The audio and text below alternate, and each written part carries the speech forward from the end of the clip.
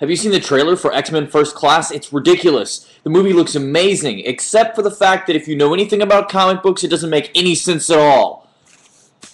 How does Fox do this? Anyway, on to more pressing matters. I just edited.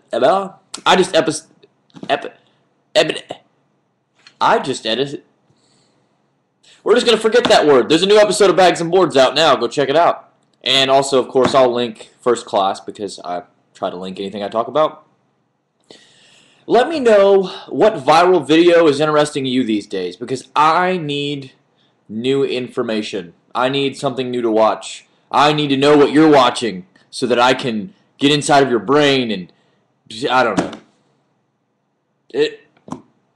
I'm buying you a pizza because you're such a good fan.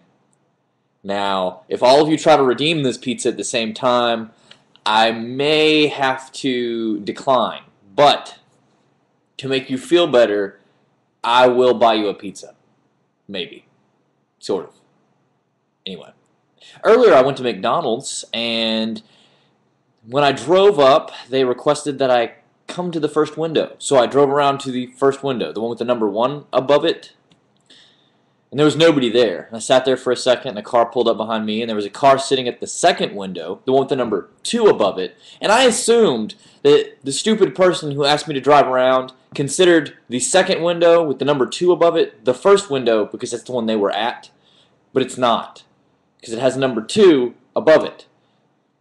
And so after a few seconds of no one walking to the window after I'd been requested to drive there, I drove away. And I went to Burger King. And when I pulled into Burger King's drive-thru, there was a rather large truck, somewhat not really in the drive-thru, and there was a person standing in front of the microphone, to which I said, "Screw this, I'm going to Sonic," because I can't handle the way that Burger King and McDonald's work in the Clinton area. I had a whole spiel last summer about how they used to just tell me that their computers were down if it were after like 11 o'clock. What's the point in staying open if you're just going to tell all your customers to go away? I mean, if I were the boss, I would just shut the place down and say, forget it, not wasting my money. All right, that's enough for my rant for the day. I'll talk to you tomorrow. And now I have to hit the stop button, which means I have to look away from the screen.